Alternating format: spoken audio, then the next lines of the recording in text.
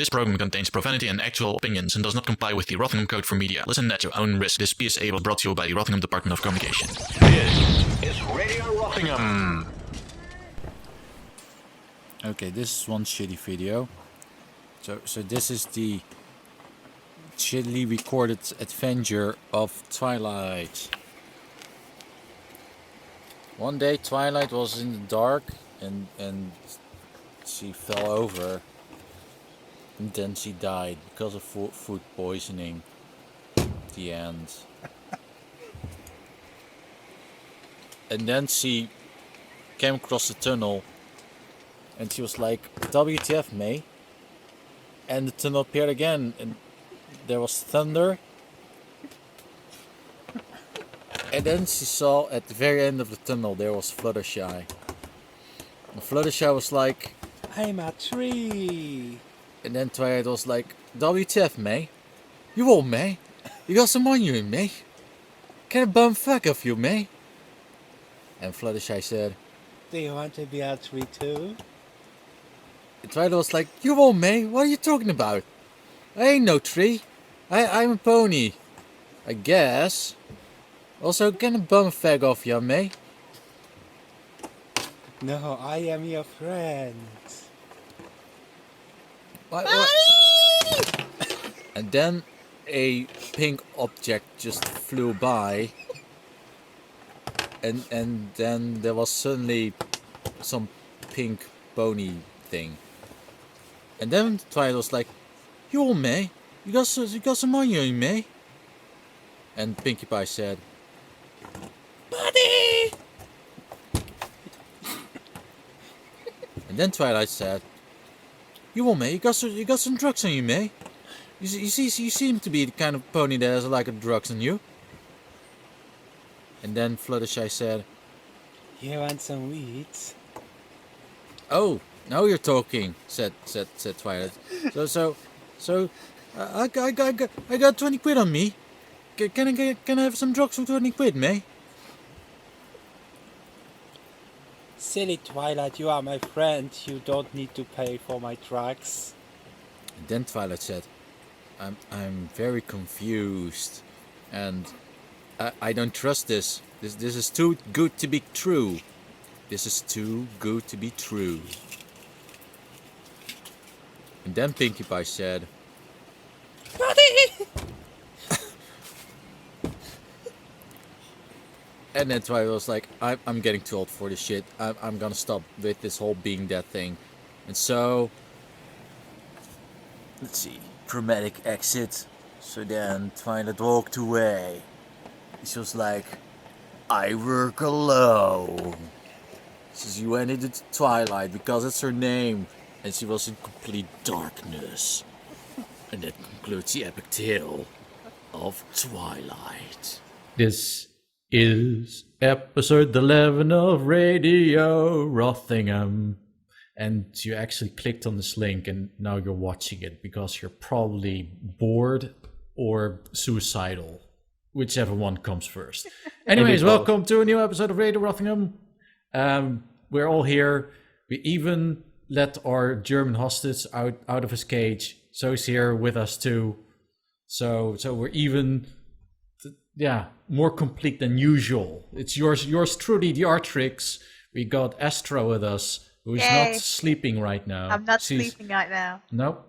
And we got Xaverius, who just came online and he's just in time to join us. I'm not sleeping either. Mm-hmm. We also got the one and the only Panboy. I exist. He sure does. Well, the third clone of him, the first two editions did meet an unfortunate fate. Mm-hmm. And we have our genuine German with us, the one and only Backfoon. Hello. I'm free, finally. Get in your cage now!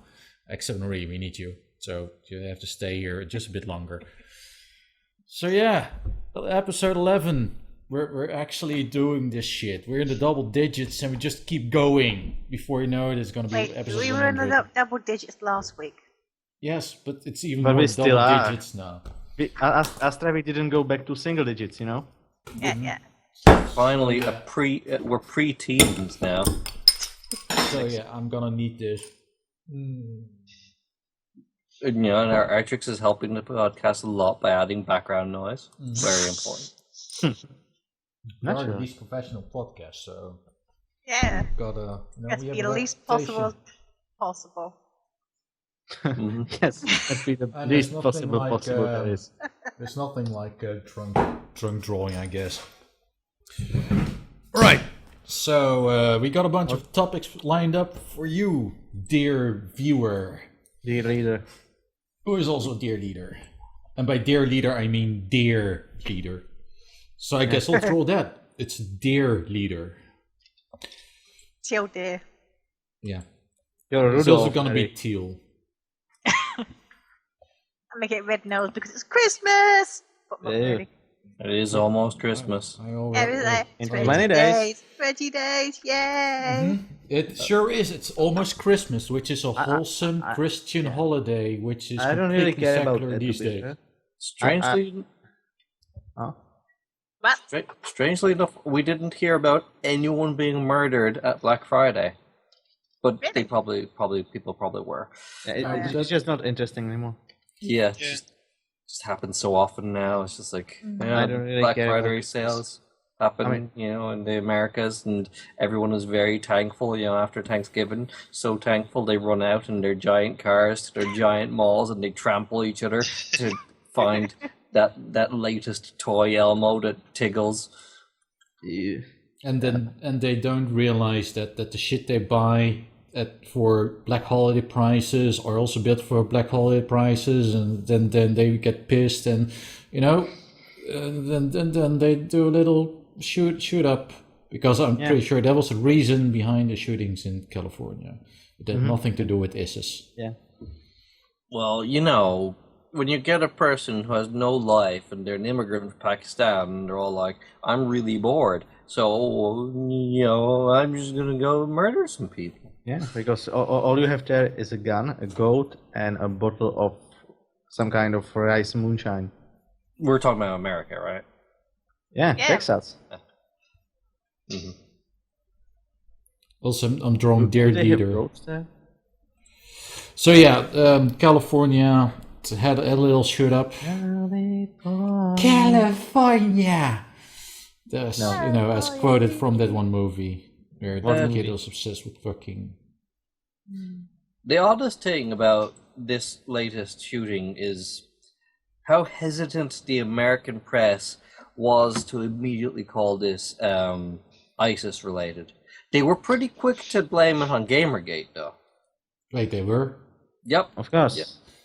What, to what- blame why it on would- that the videos causes violence? No. Someone Huh? reported to the Associated Press that one of the shooters had approached them before going on shooting. That they were there for great ethics, and they were and apparently they had a GG symbol on their chest. This was, of Okay. course, entirely unverified, yet it still got printed in the Associated Press, which is apparently a real newspaper and not just a internet blog. But It's absolutely you do realize that the mainstream press is pretty much in on the whole narrative. They just parrot the shit out of whatever the fuck these quote journalists say. Yeah, but when someone comes to you with a nonsense story like that, don't you just read it and say, no, that's nonsense, and don't print it? Shut up, comrade. It's against the narrative.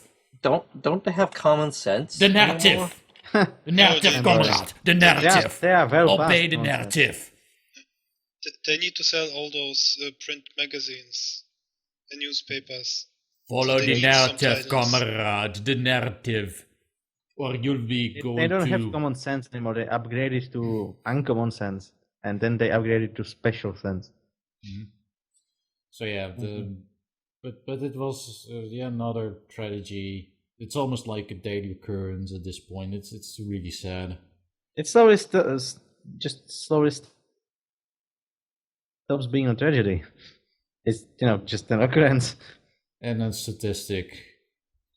Yes, that too. Which is pretty bad. But seriously, someone went and pinned it on Gamergate. That's just fucking sad. This Welcome. sounds Yeah, dumb. but kinda welcome Germany 10 years ago, where we basically blamed always the first-person shooters for all the bad in the world. Everybody did that at one point. It was pretty cool. Yeah, and then everyone then scientists studied games for a bit, and they're like, no. well, from our research, we find that gaming increases brain capacity and makes you more empathetic to the suffering of others. Well, depends on the game. If it's a game like Feds, then I doubt it. A game like VATS? What? Feds. From Fez. Fez. Oh, yeah, no, Fez wouldn't help you do anything. Or Well, Gone Home, or Tiesta. Well, to be fair, Fez was it's a puzzle game. It's not. I mean, I played. If you think a bit, Go Home on the other hand is it's a walking simulator. Of course, the what's the name? Fez is kind of good because the developer stole it. Isn't that the way with all the good games? Even if the developer buys the idea legitimately, people still say it's stolen. Your face is stolen. Like I've seen some people accuse Valve of stealing all the ideas from Portal from the person who made the game. I can't remember the name of it right now. No, the game they took the ideas from. Portals were in Prey. Come on.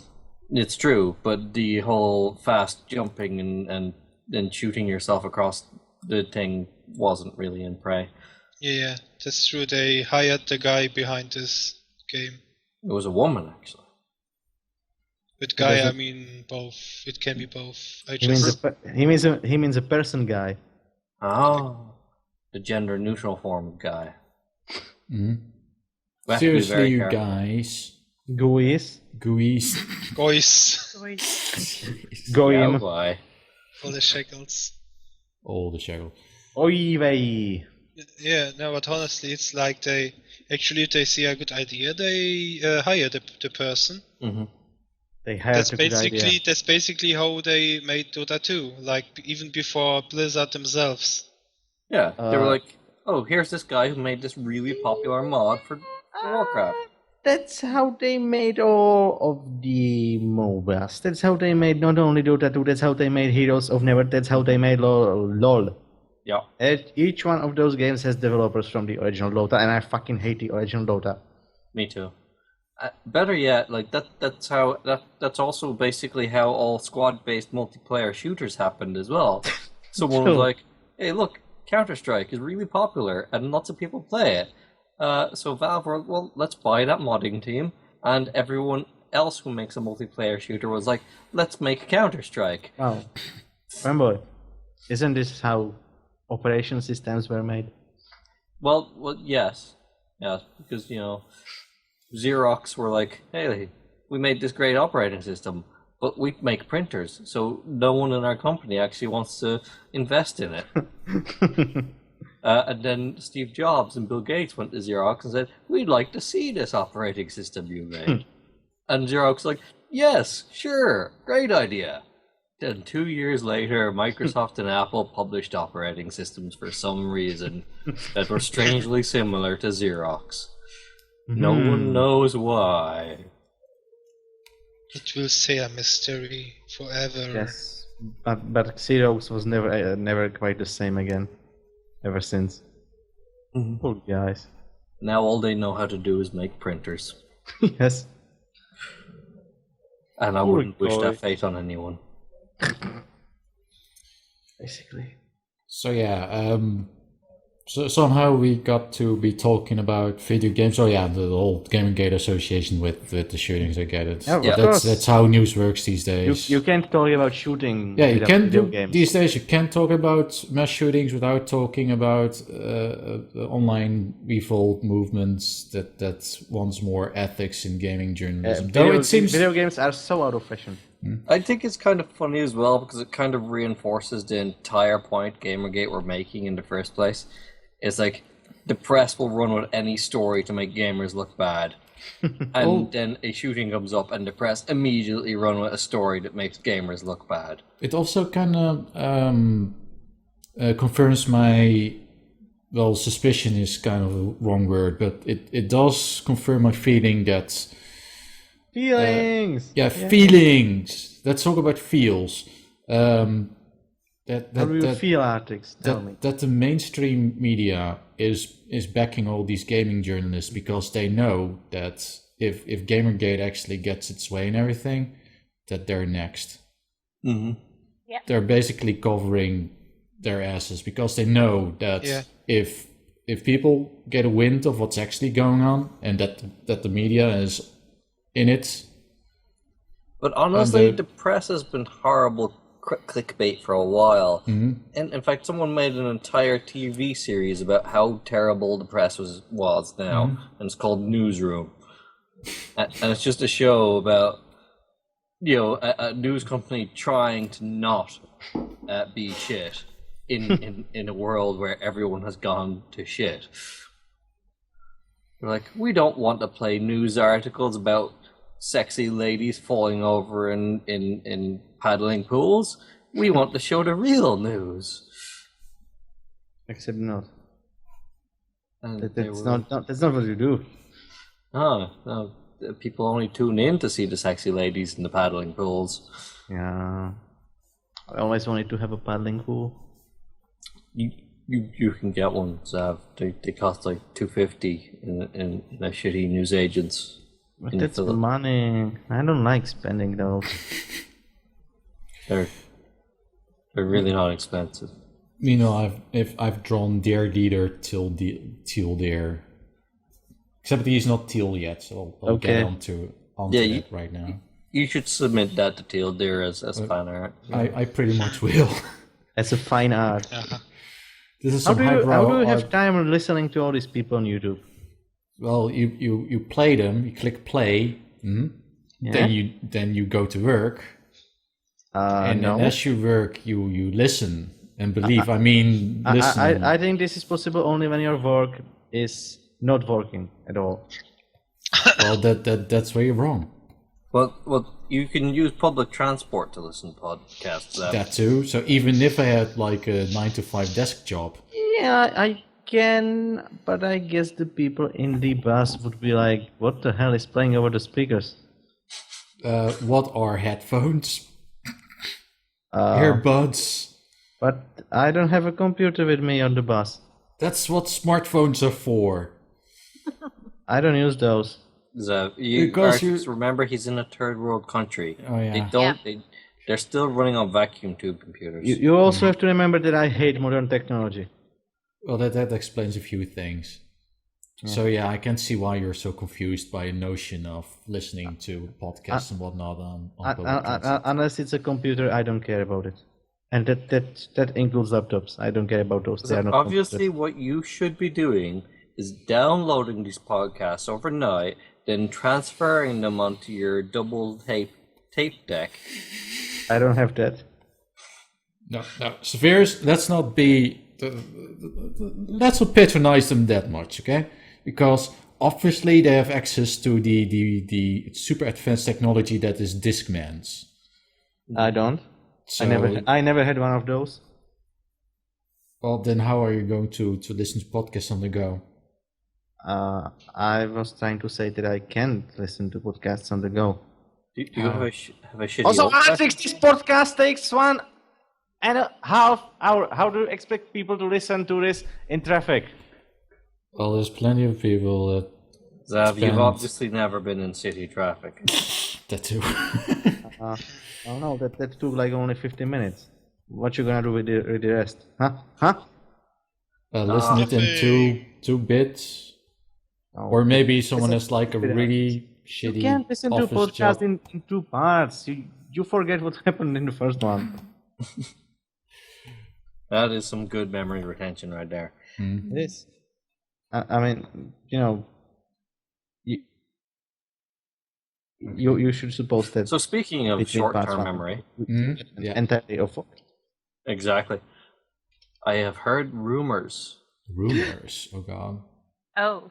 that a cartoon is returning to the televisions. Oh yeah, that one. Is Symbiotic Titan getting a new series? Because I totally watched that. No, Oh. It's Sam and Max returning.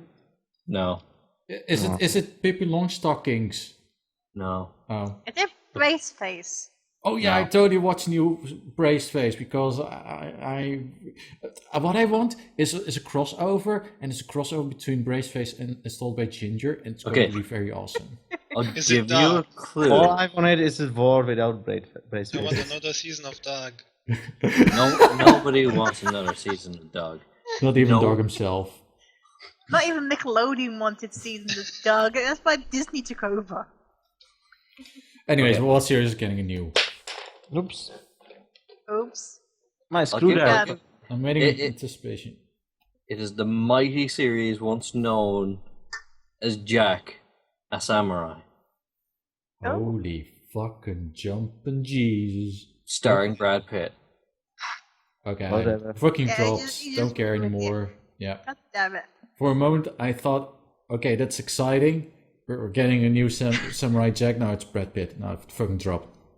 I don't like his Okay. face. Exactly. I don't care. I don't care about Brad Pitt. But he's the last samurai. That wasn't But I that. don't Wait, like wait, his wait. face. That wasn't Brad Pitt. That, That was fucking. Keanu Reeves. Yeah, it was Keanu Reeves, being played by what's his face? I forgot his face. Fuck's sake, I forgot just The face guy. the Scientology guy, Tom Cruise. Oh, what's Yes. Tom Cruise? Tom Cruise was playing as Keanu Reeves playing as the Last Samurai. Exactly, that's it. Yeah. So yeah, I think many people might be slightly hyped for the continuation of the Samurai Jack story. I hate because- hype people. Because, the entire planet is like, so what the fuck's gonna happen? Don't leave me hanging, bro. Yeah, it's Samurai Jack. He was given several opportunities to go back in time. He didn't. Because he's noble and shit, because he's a samurai. Well, of course, it doesn't make any sense. See, if he was to go back in time and defeat a coup before he became massively evil and took over the world, then that entire future that he was in wouldn't exist anymore. So back But then you've got the moral quandary. Would that mean that you are murdering all those people? Are you murdering an entire reality by going back in time and changing it? No, because he'd simply create a new timeline. Didn't he watch Back to the Future? Oh, no, he didn't. Okay, makes sense. Obviously, he didn't know what he was doing because he didn't watch Back to the Future. And we now know better because we officially live in the future. It's been like 2 months now. Mm-hmm. It's true. I have to say that the future sucks. I thought it was gonna be great, but with all these shootings going on, I'm not sure about it anymore. There aren't even any flying cars except that one car that was built years ago, but nobody can buy it because it's not road legal because it flies. Yeah, Artrix, I don't want to break it to you, but I think that you made a mistake at some point because Back to the Future is not a documentary. Oh, Mm. oh, I thought it was. Are you telling me that I lived a lie? Yes. Do we have to explain the difference between reality and fiction to you again, Artrix?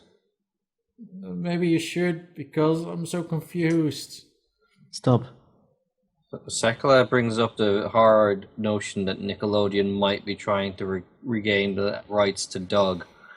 Nickelodeon, stop while you still can. You just don't. I know you're probably not listening, but I'm going to try it anyways. This is Radio Rothingham telling you, do not, I Just repeat, no. do not bring Dog back. It's not worth it. You can still turn around. You could stop it. I just don't understand. Why did anyone like Doug? It was just the most tedious and boring show ever made. I like Some Doug. people are boring. You're a tedious and boring person, Astra. Cheers. What we need more of is Invader Zim, and we actually got a bit of Invader Zim because apparently the new comics are actually pretty good. We need more invaders in, but without gear. I've yet to read these comics, as I'll probably pick some up, but maybe when they're all out because I have yet to read any comics. you just bought one to buy the anthology at the end when it's done. yeah. That's how I watch series. Wait till it's finished, then watch it all at once. Yeah, that's what I do. It's what I did with Firefly. But yeah, Invader Zim is totally something that we need more of. Watch another show. July? Also, we need more of All Grown Up. No. We need more of Jesus. Firefly. Speaking of grotesque styles, Mhm.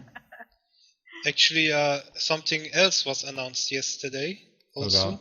The Video Game Awards, and it's Psychonauts 2. That didn't have a grotesque art style.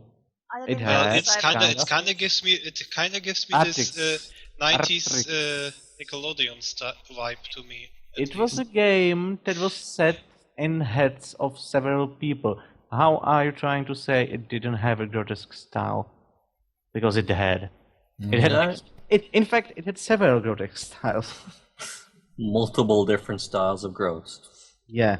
Also, if they're going to bring it back, wasn't it Double Fine that's going to do it? And aren't they doing a Kickstarter for it? Well, you know, Exactly. Psychonauts was one of those games that Tim Schafer made when he actually still was making good games. But now he's not making good games anymore. So it's probably going to be in 3 parts. It's going to be point-and-click adventure, and it will be only the first part because Telltale ran out of money, as usual. Wait, Yeah, is anyone- Tim Schafer the person who owns... what gaming company does he run? I don't think he owned. Double Fine? He's with probably does, or maybe the rights expire. These things are complicated. The thing is that Yeah, I've but been the- seeing anyone- something hilarious. go ahead. Yeah, the thing is, he basically opened a Kickstarter and they won $3.3 million. Also, I don't see any problem with Psychonauts was the first game. Psychonauts was the first game of Double Fine, so he has all the rights. So that's the first game Yeah, they here's the made thing, as Double Fine. It's the first game they made as Double Fine. Okay, well that explains a lot. I've seen Because some before people, that he was in LucasArts. You know, he made LucasArts games. I've seen quite a few people on the internet complaining about the amount of money Tim Schafer's asking for this Kickstarter. And I'm like, no. He's asking for a totally reasonable amount of money to actually develop a game. In fact, even if he got the $3 million, he'll still need more. That's the thing. Yeah. We know from experience that giving money to Tim Schafer is the equivalent of giving a hobo a flask of booze and expecting him to restore the economy. Artrix aren't it Kickstarters in general? Yes. Yeah, but more so when Tim Schafer is involved. What did Tim Schafer make? This is especially and Hobo do with Hobo. money that everyone's so He angry kind of about? looks like a hobo. 'Cause I look like a hope and a Jesus. what did he waste all his money on? Booze and hookers. No, seriously. Oh yeah, and fabrics to make hand puppets. like 1 million went just to make that stupid joke.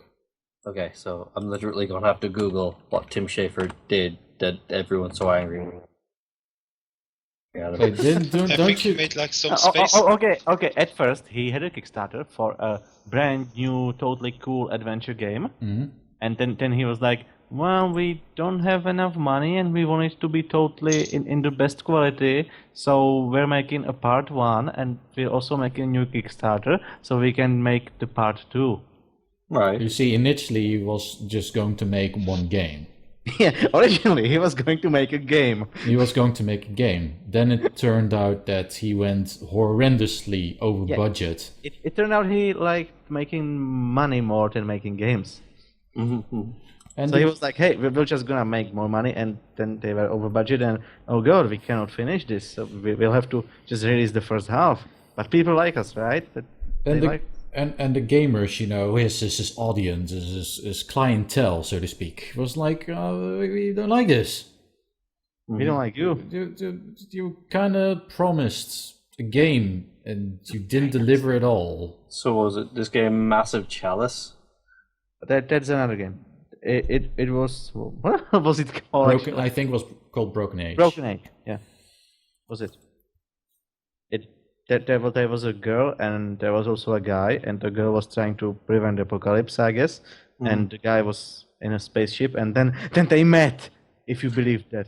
Oh, I think I heard of this game. I think it was, in theory, they interact, so you'd have to solve a puzzle with the guy and then with the girl, and the things they do affect the other.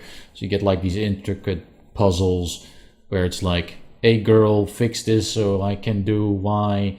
Well, I think I can tell you guys why that game was a failure. And I just from glancing at the Wikipedia link about it and looking at it for 15 seconds, it sounds boring and it looks terrible. I actually kind of like the art style. Art direction. I didn't like the characters. So apparently it's really fucking easy. There's a lot of hand holding. Well, you cannot expect players to have their own mind, Artrix. Oh yeah, because they are used to consoles, for fuck's sake. You can't make a point-and-click adventure and expect people to enjoy it in this day and age. Not in the age of the internet. Here's the problem. In the 80s and 90s, when internet connectivity was extremely limited, and which means army, and game FAQs didn't exist, you got stuck in a game. Yeah, you got stuck in a game that was a point-and-click adventure, and you ended up having to wander the entire game world for days and trying to find that one click click on everything and try to combine everything with everything, and go to all your friends and ask them about this, and then those friends ask their friends. And that's and what God actually forbid you met new people. And strangely enough, that's what made those games successful and fun. It was that frustrating being lost and having to see all the content. But now when you play a game like that, you go into a room, you click everything in the room, you can't figure out the puzzle, and you're like, okay. Then you press tab. Then the first thing is you press tab or alt to highlight all the interactable stuff. Back in the day, you could have just called that really expensive phone line, which charges you like premium rates just to find out how to get over the. Well, that was the thing. Nobody did that, Astra. Yeah, no one did that, Astra. No, only scrubs did that. Yeah, and you didn't want to be a scrub, Astra. No. And also, you couldn't just ask Mommy and Daddy to use the €3 an hour call line. Transatlantic call. €3 an hour? That's actually pretty cheap. No. You said €3 a minute. Hour. Yeah, a minute. Yeah, that'd be whoa. No, I'm not paying for that shit. Go away, but find out yourself, you little shit. Oh, Tim Schafer's one of those people who went all anti-Gamergate. You just found out? I didn't know who he was till 15 seconds ago. Okay, fair enough. All he made was an awful game I have no interest in. This is because you don't watch my videos. Yeah, Xaverius made not an entire video about it, but he did make quite a point out of it to point out that he's an awful fucking person. What? No, I don't agree. The video was about how great he is at making jokes. Mm-hmm. Yeah, he is very good at making jokes at the expense of minorities. Oh God, I remember who he is now. I saw the sock puppet video. All right. Yes. No. Oh, I don't like him. I don't want to play his game. It was such a dumb joke too, and even the audience that was with him was like, "What? Please don't." Yeah, don't be shitting all over your customers, you shit.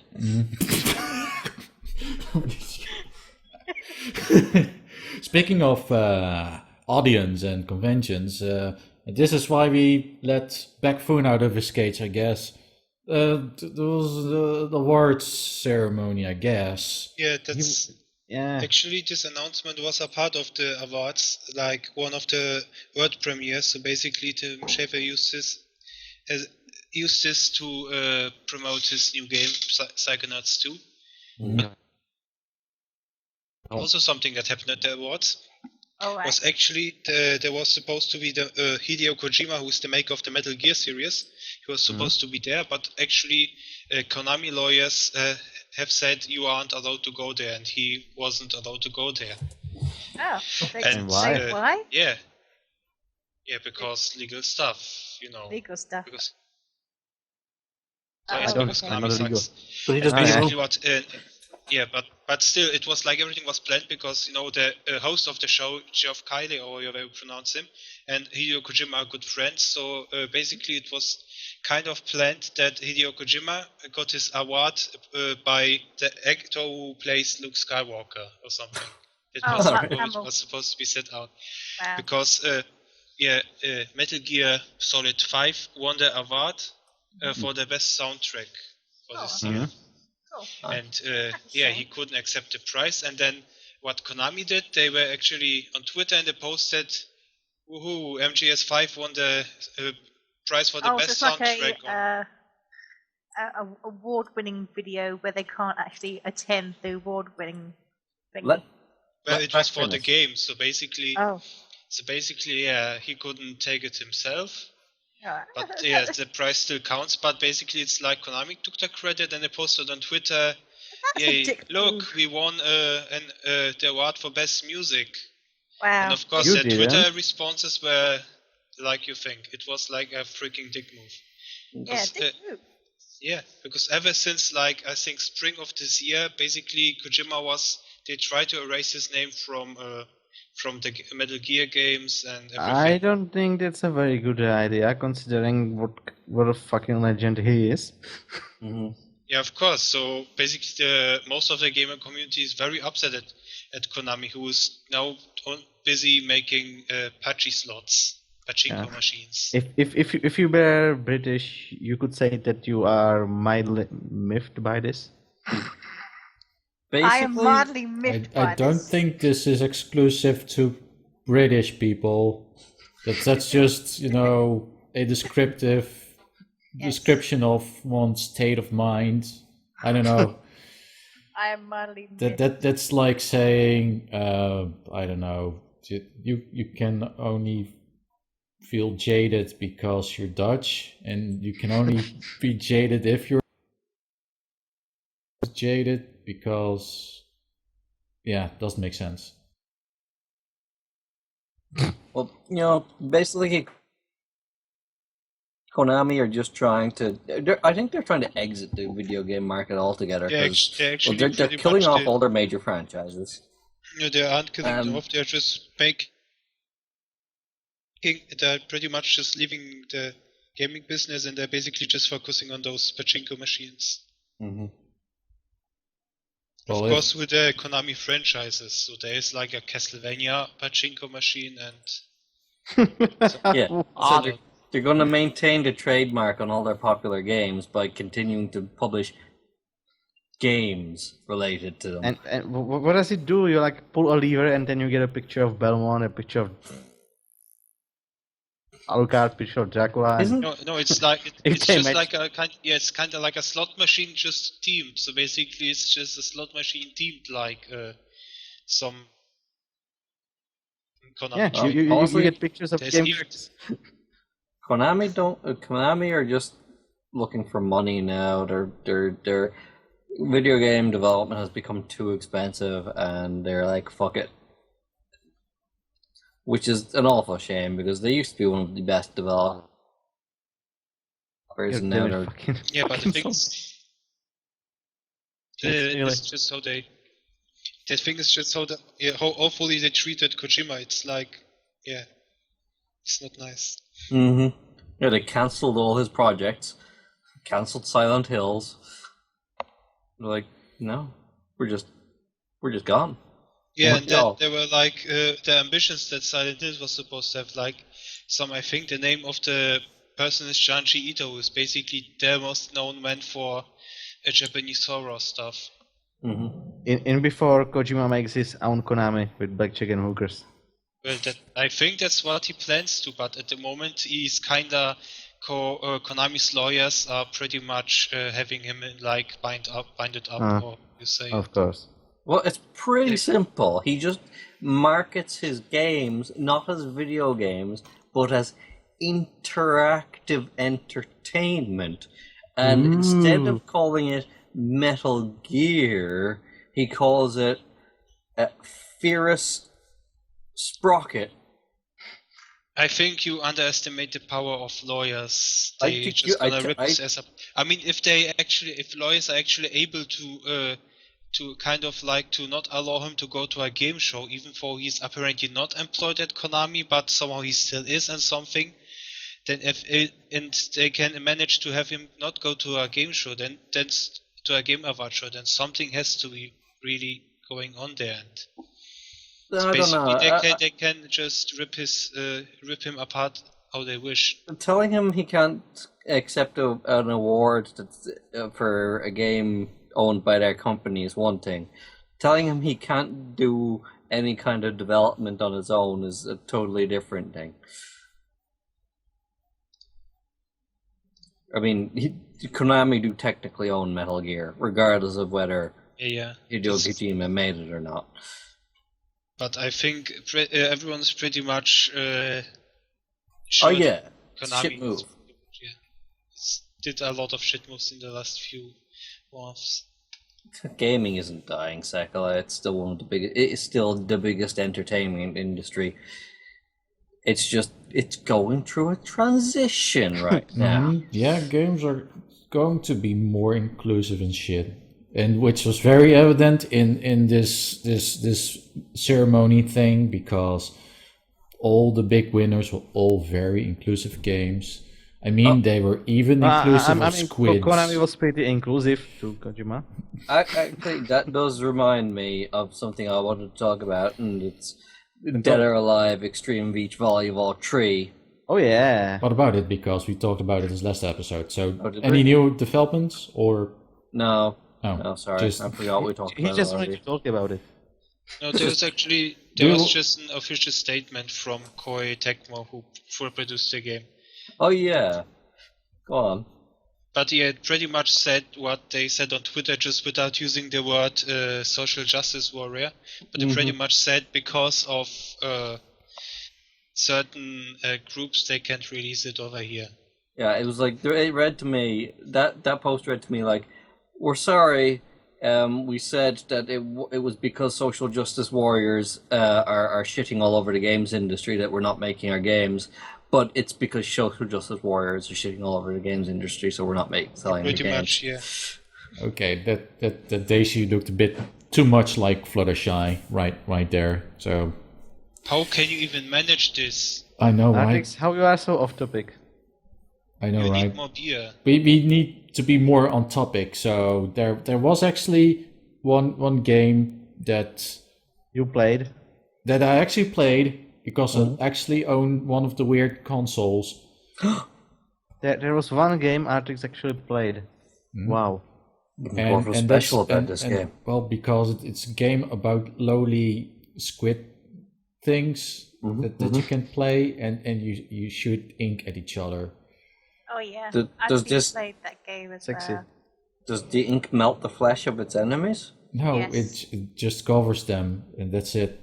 Not sexy. Well, actually, they explode as well in the opponent's ink color. It's pretty gruesome. Yeah, there's a lot of giblets, except it's all kid friendly, so it's okay. It's kid friendly giblets. But apparently, Splatoon was announced to be the shoot 'em up of the year. Yeah, the best shooter of the year and the best multiplayer game of the year, I think. Well, it's pretty simple. Also at the Game It's Awards. ideal for Artrix. Are you saying games like Halo 5 and Call of Duty Blarps 3 and what else? Halo is still going on? Mm-hmm. They're on 5. Wait, 5, yeah, it's Halo 5 Guardians, and Fallout. That these games didn't win Best Shooters. Oh, no, but they won some other awards. I think I just need to look the list of awards up. I think Fallout won the awards for Best Minecraft. To be perfectly honest, I'm not at all surprised because, well, Splatoon brought to the table, I think, quite a lot of variation into the shooter genre, whereas Call of Duty is adding gadgets and new ways of shooting people in exactly the same way, some more. Then you got Halo's. I haven't. It's made by 343, so it's bad. I mean, I'm not even joking. None of the games made since Bungie left Microsoft with the Halo name I have enjoyed. I'm sorry, any Halo fans out there, they're just not as good. They're just not. 353 Guilty Spark is a shitty development company. They're just bad at making games. Like I played the Halo 1 Anniversary Edition. I was like, yes, I'm gonna play Halo in HD on my Xbox 360. It's gonna be awesome. Loaded up the first level. There was stuttering in the cutscenes. I was like, the fuck? Then I was running through the levels and I was like, okay, I'm gonna murder that guy behind that rock. I shot the guy, but the rock was in the way. So that rock's not in the way. I could see that the rock's not in the way. And I pressed the back button on my controller. And then it was a different rock. And it was in the way. I was like, no. This is bad. Why you make games so bad? And if that wasn't the worst, it looked like ass in classic mode. It was super washed out and the colors were terrible. The original Halo was bright and vibrant, and you could see everything beautifully. But in the Anniversary Edition, it was like someone took Halo 1 and took a shit all over it, and just smeared all the colors away. And I was like, how take good game, make game bad? Me no... Comprende.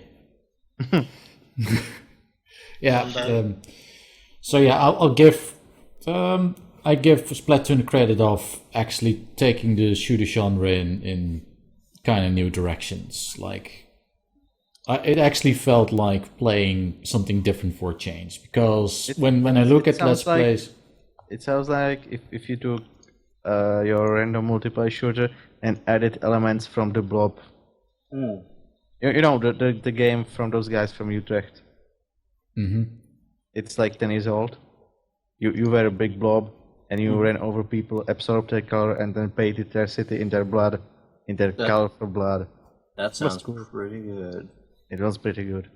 So I haven't actually played Splatoon. All I know of it is apparently you paint, and then you're running around shooting your little spray gun and making everything wet and colorful. And then all of a sudden you start cursing as someone uses a steamroller on you. Yep. This is what I've heard. Yeah, except that if you use the roller weapon, then you're fairly vulnerable to sniping classes that can take you out.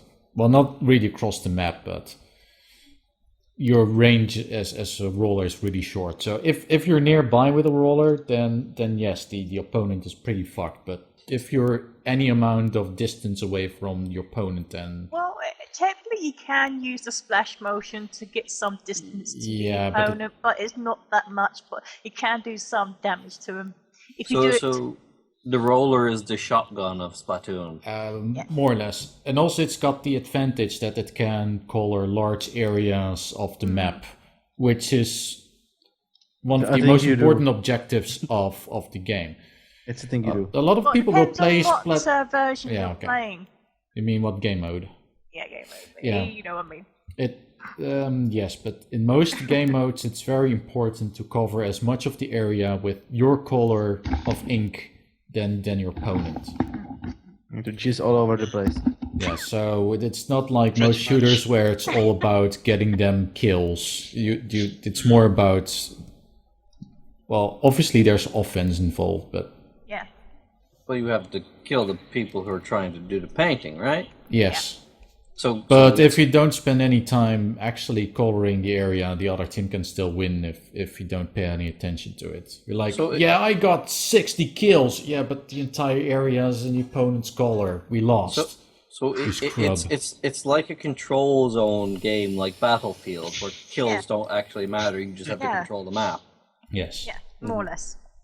Which is why whenever I'm on Battlefield and people are complaining about my KDR, I'm like, I don't care. I'm winning. Yeah. Winning. We're playing a game where killing you isn't important, as long as I can get around the map and control it, and I have a tank. So, is there tanks in Splatoon? I'd say that the roller is considered as the tank because. Is there a tank in Splatoon? No, actual tank. Well, there is the Rainmaker. No. That's not a tank. I actually haven't played that mode yet, but I haven't either. I haven't played Splatoon for a good few months. I should really get back to it though. There's a bunch of new maps for it. I know. But I've done the updates. I just had the chance to. Well, I had that chance. I had plenty of chances to do so, but it's just a case of wanting to play it. Okay. Are you saying you don't want to play the paint splattering game? Yeah. Well, not at the moment. Probably later. I don't know. I just realized I think I heard of a game like Splatoon before.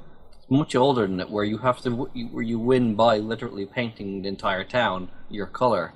I'm trying to remember what the name was. Also, the more paint you used on blocks, the more complex the music got as you played.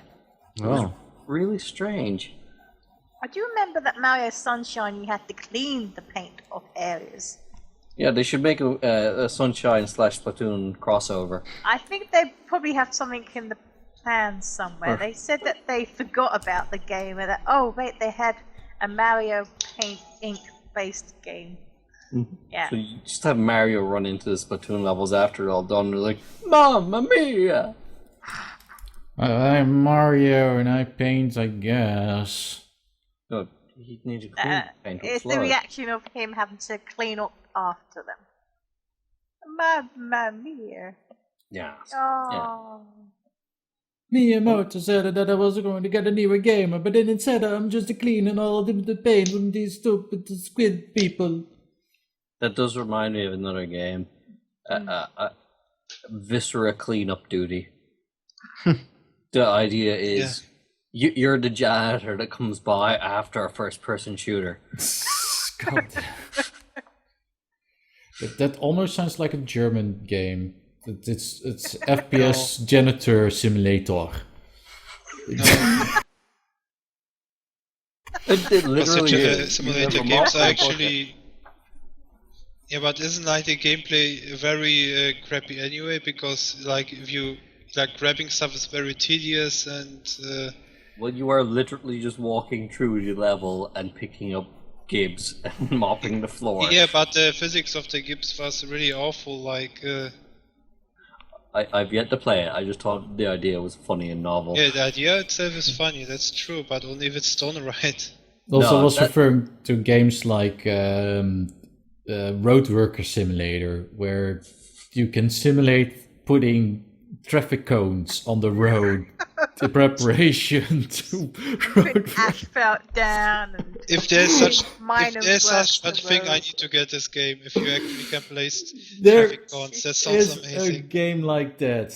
Also, you're being such a German right now, Beck. It's amazing. Yeah, but I'm actually honest. This sounds amazing. Just back, go on to And Steam. if you can actually paint the lines on the street. Yes, you can. Oh my god. That's what you can do in Roadwork Simulator. One of the mini There's games. a German company on Steam that just makes nothing but tedious, boring, shitty simulator games. Just go onto Steam, type in simulator, you'll find. Like tractor simulator. Like, what the fuck? Start Go airport still want simulator. your local farm and live the experience.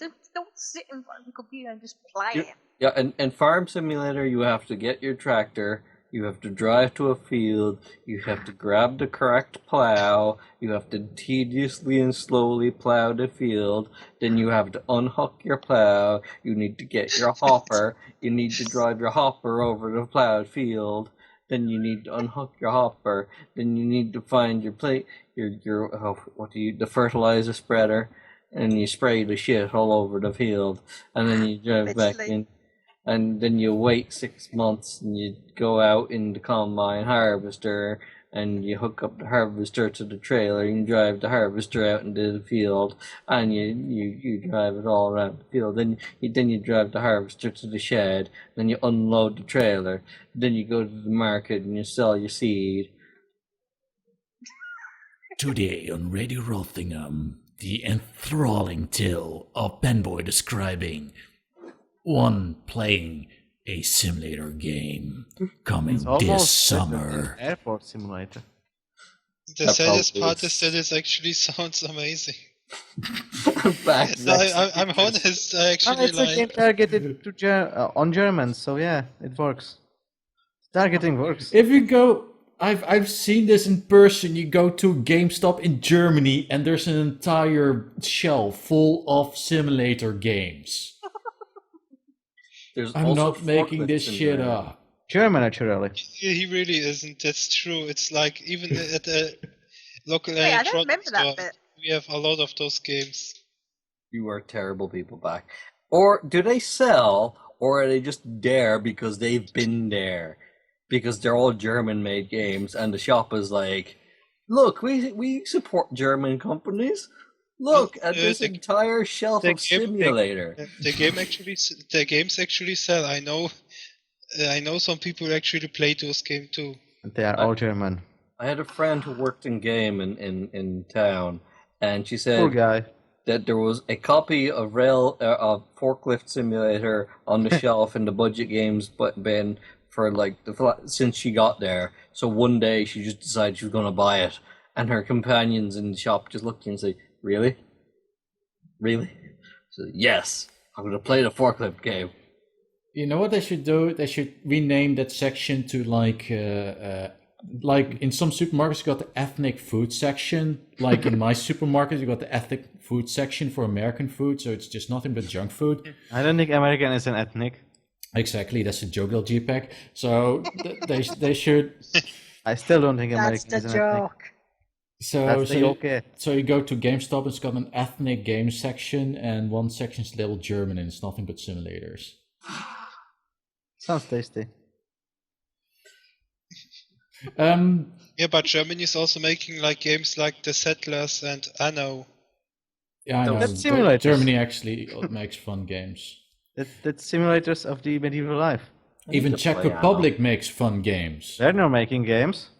So yeah, you do. There's one game that the Witchers and the medieval shit. You have to go on quests and you slay the dragons. Maybe I could pinpoint exactly. this fracture in reality, Artrix, too. You are once again wrong because Witcher is a Polish game. Oh wait, it was Poland. Sorry. Yeah. That's why when you're playing Witcher, all you see is Poland balls. We had a. I'm going to draw this right now. I guess we helped with the first one, and they allowed us to have a complete localization, and it was kind of a big deal. We had this super exclusive edition. That was about it. Actually, I have no clue how to. I'll just make it a Poland ball about something else, and I know just what. Mm-hmm. Witching, of course. No, it's not.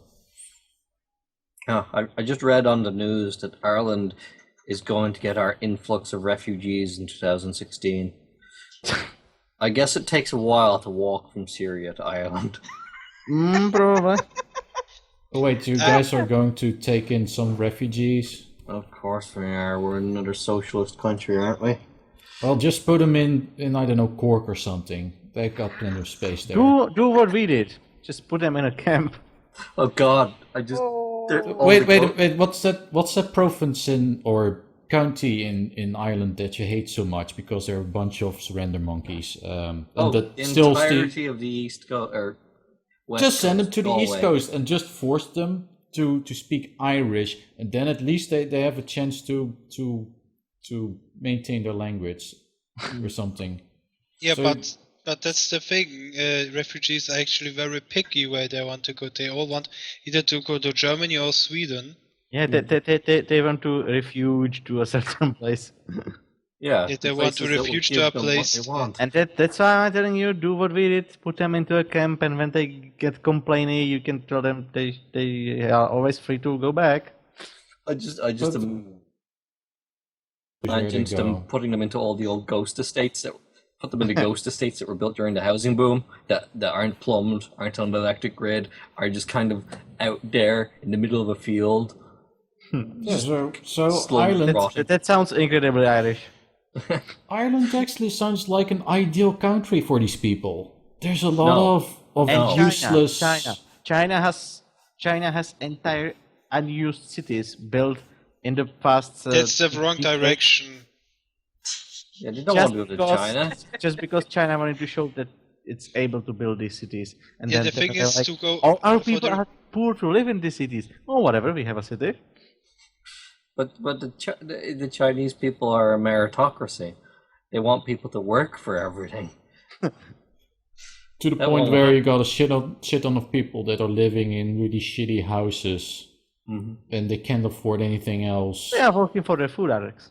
Exactly. Yeah, so you got all these Chinese people working their ass off to more or less Yeah, live they're in. one collective ass because they are so poor they can't, they can afford ass for everybody. So yeah, they're sharing these houses with each Ah. other, and it's all really shitty. They're sharing their ass with each other. That too. They Yeah. even have to share bodily functions. That's how poor they are. Ah. I Yeah, know. speaking of bodily functions, Hmm? apparently Russia is not happy with Turkey right now. How is that a bodily function? Because after you've eaten too much turkey, I think there's actually a word for this when you've eaten too much food. Not specifically turkey though. Turkey does. It's called food poisoning. No, it's hiatus or something like that. It's this. It's the Wait, the what? sleepiness you get Oh, after you've eaten copious amounts of food. That sounds like a word that Sounds like Tumblr would make up. food coma. No, I've seen this on the least Tumblr-esque show out there, and that's the Boondocks. oh, Okay. I see. So it's still not a real word, Also- but it's not from Tumblr. Yeah. Also, I think Mythbusters did an episode where they showed that eating copious amount of turkey actually makes you sleepy because of some chemical component that can be found in turkey. It's a covert warfare from the side of turkeys. They're trying to mutate, and one day the entire America just gets together. It's Turkey. They all fall asleep, and then the turkeys will take over. There is a chemical in turkey that makes you slightly tired, but people who eat turkey regularly realize that doesn't really make any difference. You only get really tired from food if you eat an enormous amount of food. Yes, that too. That's what Americans do on Thanksgiving. Exactly, and that's why they get tired. They get tired because they're overeating. It's not because turkey makes you tired. In other words, that's why Europe doesn't do that, because we're not idiots. Of course we do. We just don't do it on Thanksgiving. We do it on Christmas Day. Yeah, but We eat an entire turkey, an entire ham, an entire Christmas cake, an entire trifle, an entire pudding, an entire 7 things of ice cream, all the stuffing, all the Maybe you vegetables. do. And a All the partridge The, in a the, pear the, tree. the traditional Czech Christmas food is a fish. So basically, nobody eats that. We take a because fucking fishes ham taste like and mud. we take a ham and we shove it inside a fucking turkey. And it's like that's food. You just cook that in the oven for like 5 hours and then pull it out. And it's like turkey stuffed ham. You get the pigeon, but- stuff it in a duck. Get the duck. The pigeon, stuff it in the But turkey. anyway. Get the turkey. anyways, Yes, and yes. also we're totally talking over. Turkey. We were trying to talk about how turkey are delicious, but are also going to get eaten by Russia. Okay. A lesson for anyone out there who might be considering committing a war crime. Do not piss off Russia. Don't do it against a country that has so many nuclear weapons, and even without those nuclear weapons, has so many ground troops and armaments that they could send one soldier for every member of your population. Okay, I'm actually not entirely sure about that. I might be exaggerating. Well, it's Russia. Russia's pretty big. That's what their strategy. They are so big that most countries are like, well, we have to protect our border. Russia is like, we only need to protect the part of the border where the enemy forces are. Well, that is actually very true. The thing about Russia is that their defense strategy is, we just need to be really big. We just need to have more guys than the enemy. Yeah. No, not guys. They just need a lot of area. Like, okay, that like Panboy said, that's where the border is. So we're just gonna expand and expand and expand until our country borders that country, and then just fortify the shit out of it. That's Russian defense 101. Well, isn't it like you play strategies? Really? Aren't you just so Russia just basically consumes all the territory around their enemy until they're entirely enveloped it, like an amoeba eating a smaller amoeba. Why do you think they want the Crimea so badly? Because access to seaports and shit. Mm-hmm. And also, we need to protect the natives from. Also, they might need Crimea so badly because it originally was Russian, and then some of their prime, what was that called, the dear leaders of the Communist Party decided to give it to Ukraine as a gesture of goodwill because it didn't matter, it was still the Soviet Soyuz. But then it kind of fell apart, and then that plan backfired. Just a smidge. Yeah, so now they want it back because there's all the ports there. So it's Russian ports, and half of the population is Russian. And those Russians are like, yeah, sure, yeah, we can be Russian again. We don't care. Right.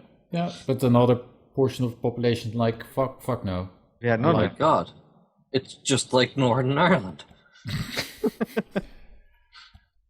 Well, what if Northern Ireland just moves over to Ukraine, and then it can be friends? That will solve the problem, actually. Just get all the Northern Irish people, Catholic, Protestant, English, Irish, just dump them into Ukraine. Say you're Russian now, fuck off. That'll fix it. Yeah. You're Russia's problem now. So Turkey was like, we're going to be the big, strong, independent country that's going big, to strong show. country. No, that's I can't even into Turkish accents, but kebab. But they thought they could tell Russia what's what. So Putin had a little a little speech, and he was like, Turkey will pay. That was the entire speech. Yeah, that was the entire speech. I was like, so they're just gonna shoot down our stuff and not say sorry? So fuck them. That's what it boils down to.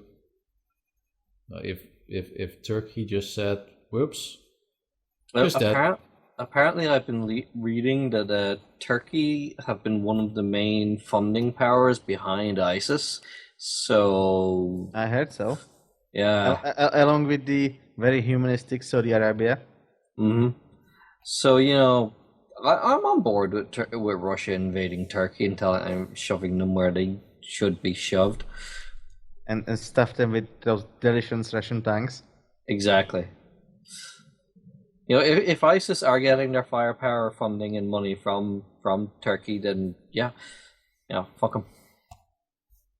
Well, that is kind of odd that Turkey would be so close with ISIS, considering that ISIS has been kind of a pain in the ass for Turkey, seeing as it's they're right on their borders, even shooting shit at Turkey. And, but politics, Artrix. Politics. Yeah. I don't politics. Maybe ISIS have said, once we take over Iraq, we'll give you better trade deals or access to whatever oil they have, or you know. Well, naturally they would do that. Mm-hmm. This is very friendly people. And Turkey would be like, oh, you know, half-price oil sounds pretty good. Especially since America won't sell anyone any. Well, America just needs more oil because, you know, they don't have their own oil at all. No.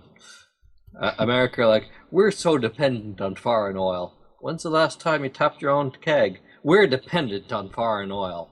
But your own oil, dependent on foreign oil. We fight for peace. It's like, what? No, you wouldn't be dependent on foreign oil if you tapped your own oil rigs.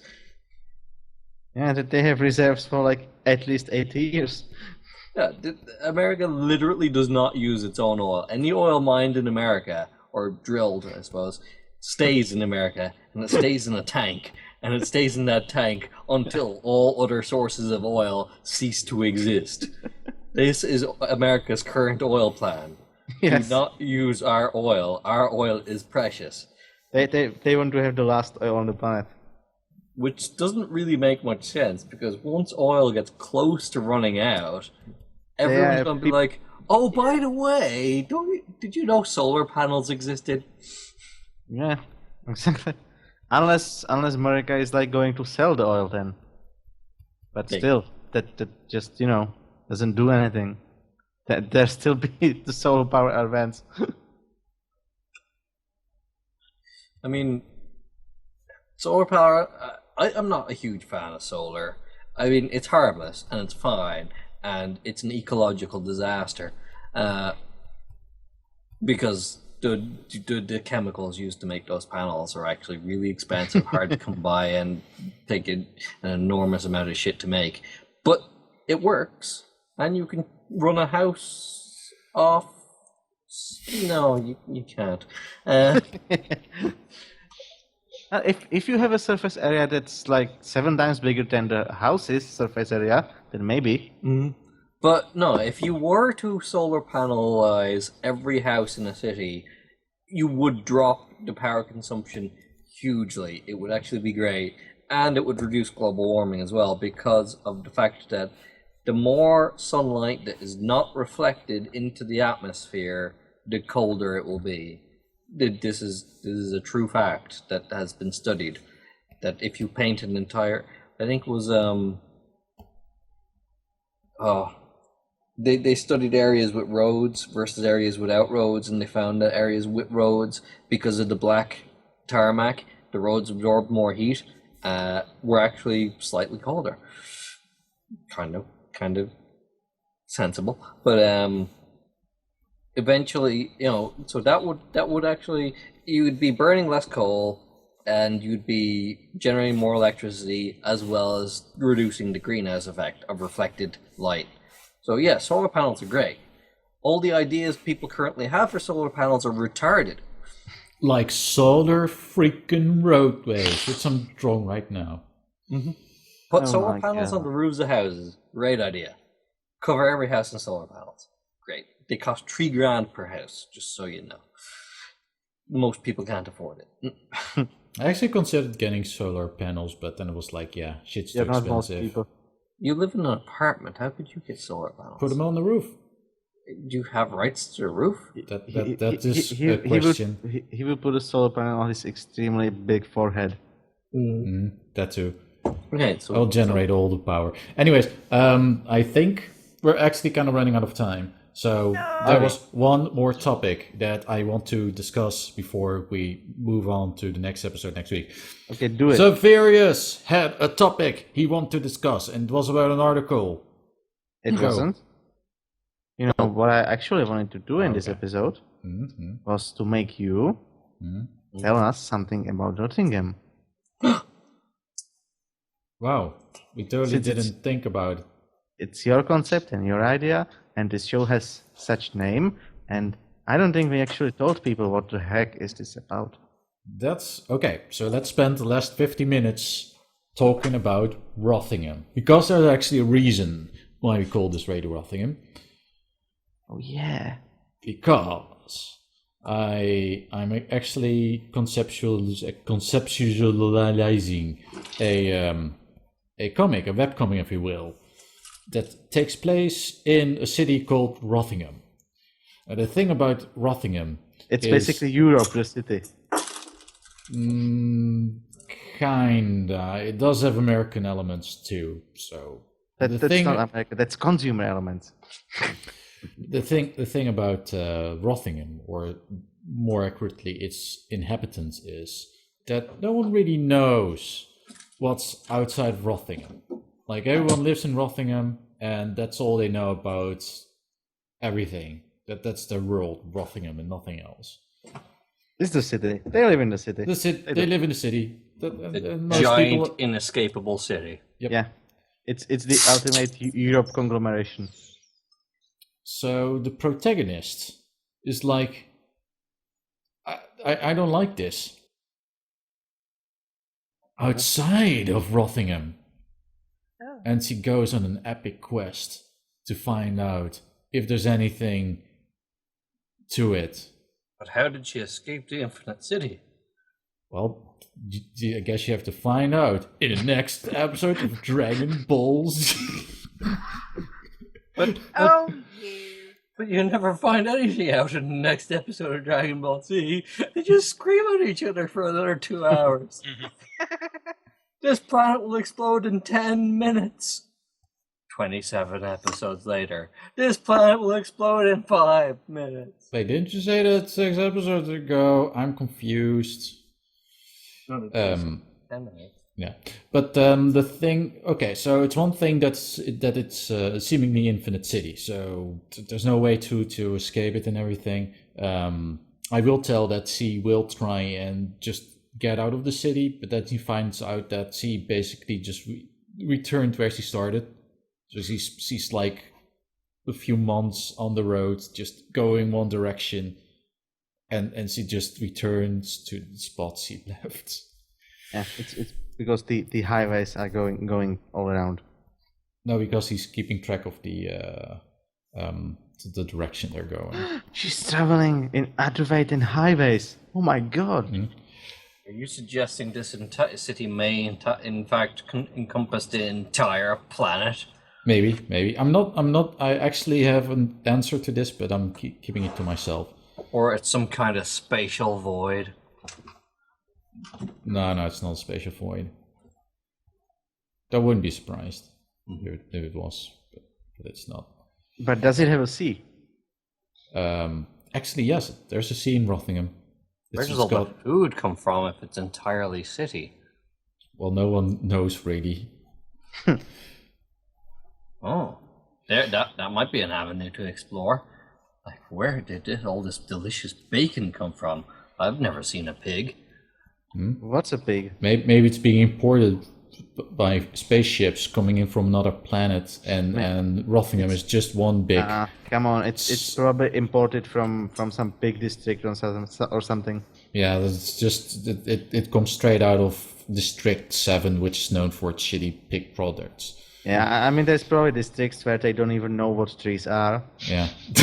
Trees are like the subject of myth, and like 5 districts over, there's trees. They are of course yellow and dry, but there's trees. Suddenly reminded of that scene in Demolition Man. You know, during the underground city, he's eating a burger. Yeah. She looks at him and says, "You think that's the cow you're eating?" I don't care. You seen a cow around here? Rat burgers, delicious. Tasty. Dude did not give a fuck. It was the first meat he'd eaten since he got there. He was like, "Shit, this is what rats taste like. Sign me up."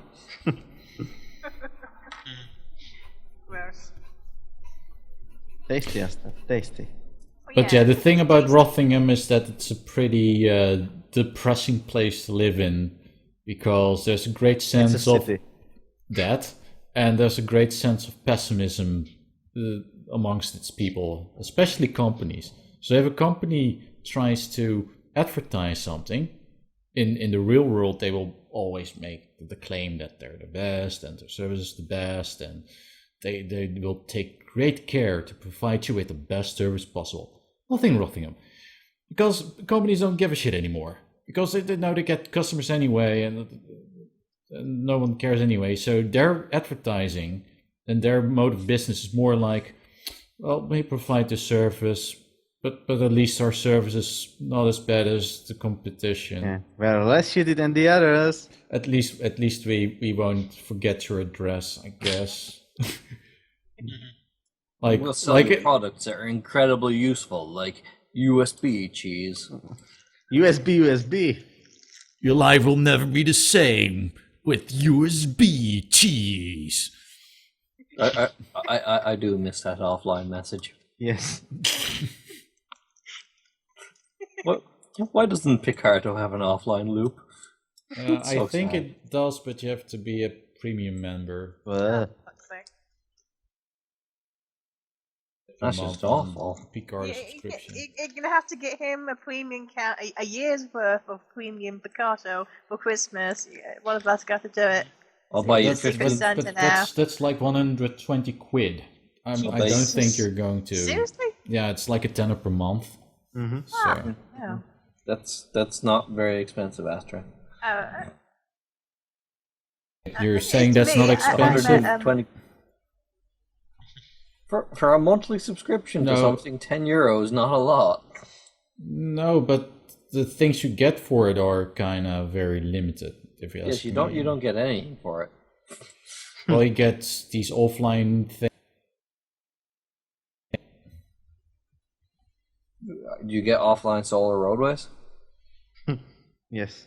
Yes, solar freakin roadways. It's like $15 a month. So how much is $15? Oh, that's even more. That's slightly more. That's like €14 per month. That's like a WoW subscription. Why would you do that? And also they force you to you're right, and they also force you to subscribe, so you can't be it's not like the DeviantArt system where you just buy a year worth of premium and be done with it. They auto renew. Mm-hmm.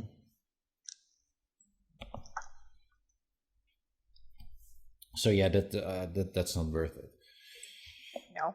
Anyways, so Radio Rothingham is kind of a semi-in-universe radio show that's not sanctioned by the Rothingham city government. Not like anybody cares, really. I know. So because this webcomic doesn't exist. Mm-hmm. So yeah, we were like, let's just call it Radio Rothingham, so I can tie it in with the future webcomic. No, it was actually because he already had a logo for this and he didn't feel like making a new one. That too. Already a logo, so I might as well use it. But at least that answers your question to our dear viewer audience. It could be better. Okay. It could actually be meaningful. Yeah. Oh yeah. You could have told like more than 5 sentences, but yeah, okay. I'll allow it for now. I told more than 5 sentences. Okay, 6. There were entire stories about mysterious mysteries, which will mysterize mysteries as we know them. Well, now you just need to write the webcomic. This city is based on Artrix's home port, which is Rotterdam, as you might have guessed. Yeah, but which means it's full of seagulls and inert pigeons. Yeah, that's also, very true. Also, there was that one case when the Rothingham City Council decided to utilize pelicans to get rid of the seagulls. It kind of backfired because now the district is full of pelicans. Mm-hmm. Well, it doesn't have any seagulls, so they were kind of successful in that. I remember what I've seen a GIF of a pelican eating a pigeon whole alive. It's still struggling in its gizzard. It's like horrible. It's entirely underwater. Well, that's nature for you. Eating a whole pigeon live, and like the pigeon just strolls along, and then the pelican just gobbles it up. It's like one big mouthful. Have you ever seen the beak on a pelican? That's what they're for. To quote Zoe Quinn, I mean Zoe from Left 4 Dead, birds are birds are dicks. It's a very profound quote. Yes. I agree. Birds Dicks are birds. That too. Yes. So I agree. And with that, I guess we're going to end this week's episode. Out of So- steam, yay! It's game over. Game over, man. Game over. Forever gone now. So yeah, this has been another successful episode of Radio Rothingham. It's so successful that you hear the program crashing again, which will probably crash anytime soon. So, rate, favorite, subscribe, all that good jazz. Do you guys have any parting words? 100% success in failing. Okay. Yeah, I have parting words. Okay. Helium floats into a bar, and the bartender says, "We don't serve noble gases in here." The helium doesn't react. Okay, that was a fun chemistry joke right there. Top cack. Well, Artrix, I see it like this. If I ever face a firing squad that's going to execute me, these are going to be my last words. Okay. Well, it's good to know. If that actually happens, I'll make sure that to confirm this. And if it's not the case, then I'll be greatly disappointed. Or you could make sure that they don't have live ammo. Or that, Rubber whichever one comes first. Astra, do you have any parting words? Maybe. Okay, that was very insightful. And before I put you back in your cage, do you have anything to say, Backfoon? I only have to say, don't put me back into the box. You're going in the box. Going in the box. box. Oh, The box. Yep. There we go. It's ready. No. Go get in the box, you. oh. So yeah. See you next week, you guys. Hi. I Oh, yeah. pictures. And now that we are done with this, it's only 2 weeks under my 15-day paid vacation. Oh no. Yay. Sweet. Also, I'm still recording, but I'm going to stop recording now. Can I bye, guys?